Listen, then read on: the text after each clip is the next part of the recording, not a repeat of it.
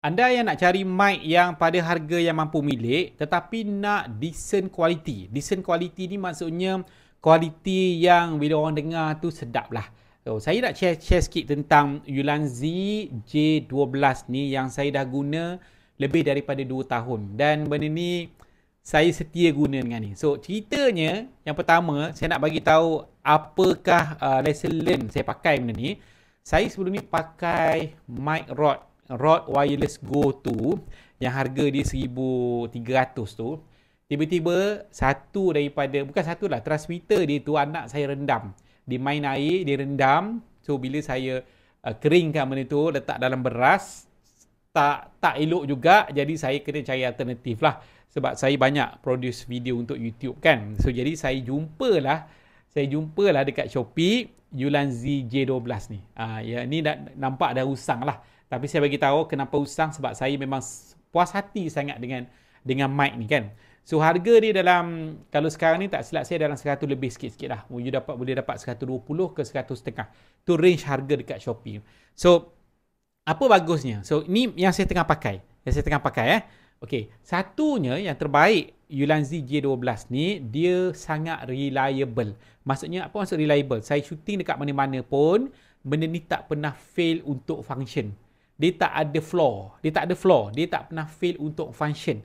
Maksudnya selagi dia ada bateri, memang dia akan tangkap suara, memang tak ada isu. Yang kedua, kita ada mic ni, dia ada 3 setting untuk noise. Kita panggil macam noise cancellation lah.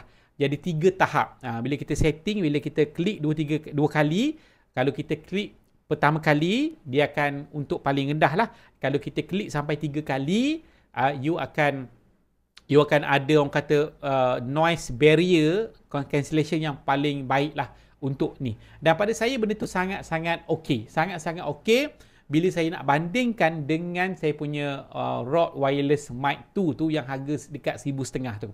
Dengan harga 100 lebih, benda ni saya dah buat duit banyak dah. Maksudnya saya dah buat job dengan beberapa company, shooting, buat video-video sales untuk saya. Saya dah rasa mic ni dah bagi saya RM100,000 dah. RM100,000 dari segi pulangan. Hanya dengan modal dalam 100 lebih saja. Saya beli masa tu dalam, tak silap saya, 130 lebih. Tapi sampai sekarang harga dia tu maintain. Lagi tak silap saya paling murah pun you dapat dalam 120 lebih. So you boleh check dekat produk kat bawah lah. Dekat link produk tu mungkin harga dia dah berubah kan. So saya sangat puas hati lah. Okey, dari segi bateri pula macam mana? Satu kali charging, saya boleh pakai lebih daripada sebulan. Sebulan aktif saya buat berpuluh-puluh video YouTube.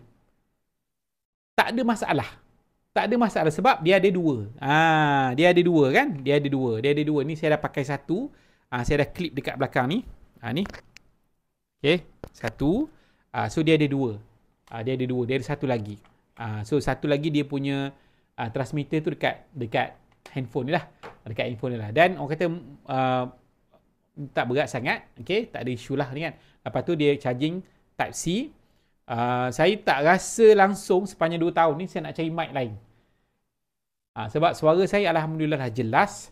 Walaupun orang kata tak ada 100% sama macam Rode tu yang harga 1,500. Pada saya suara cukup jelas, noise cancellation cukup jelas, dan saya rasa puas hati lah.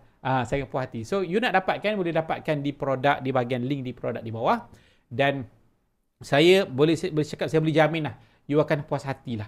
You akan puas hati sebagai nak gunakan untuk portable ataupun you nak gunakan untuk dalam studio macam saya.